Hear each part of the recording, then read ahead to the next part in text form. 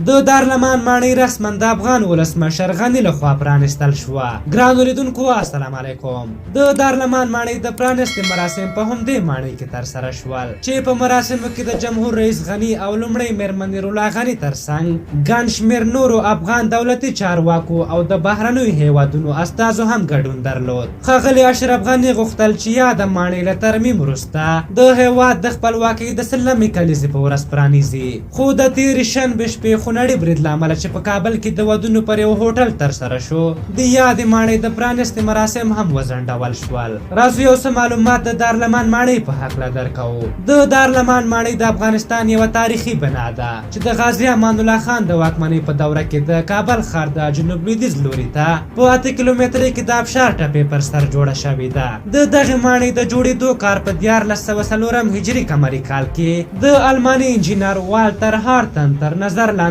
پیل او په 1406 کال کې پای ته ورسېد. یاده ماڼۍ د ډاکټر نجیب الله پر وړاندې د جنرال شاهنواز تڼي په رهبرۍ د 1488 کال د دلوې د 14 نیټې په کودتا کې بمبار او ډیره برخه یې ویجاړه شوه. همدارنګه دارلمان ماڼۍ پر یاد بمبار سربیره د اویاومو لسیزو په کورنیو جګړو کې سخته زیانمنه شوه او بالاخره په یوې کنډوالۍ واوښته. ولسمشر غني د خپلې واکمنۍ په لومړیو کې اعلان وکړ چې یاده ماڼۍ بیرته رغوي، چې بالاخره د ماڼۍ د بیا رغونې کار د 1495 کال د جوزا میاشتې په 10مه نیټه د 14 میلیون ډالرو په لګښت د ولسمشر غني لخوا رسما پرانستل شوه او د افغان انجینرانو او کاریګرو په زیار د ترمیم کار هم بشپړ شو. د ویلو ده چې یاده ماڼۍ په تیر کې په مختلفو نومونو یاده شوې ده. د حبیب الله کلکاني په دوره کې د دارالحبیب په نوم او موده وروسته د دارالفنون په نوم مشهوره شوه، خو په 1433 کال کې د ښاروالۍ د پلاوي له لوري بیرته په هغه خپل نوم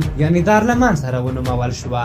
دا د دارلمان ماڼۍ په هکله لنډ معلومات. هغوی ته چې دا تاریخي ودانۍ د واک ته لاسته راوړلو لپاره په کنډوالو بدله کړې وه، اوس به یې څومره د خجالت احساس کړی وي او خپل وجدان ته به څومره ملامت وي. خو رښتیا دوی چیرته احساس او وجدان لري؟ ځینې د دې هیواد ویجاړ شوي تاریخي قصرونه جوړوي او ښکلا وربخي، ځینې بیا وچ قبرونه جوړوي او ځمکې پرې قبضوي. په هر حال د ناتمام فصل په لور د ولسمشر غني او بل ګام ولسمشر چې موږ د کارنامې هم نه یادوو بیا هم رانه یاد شي.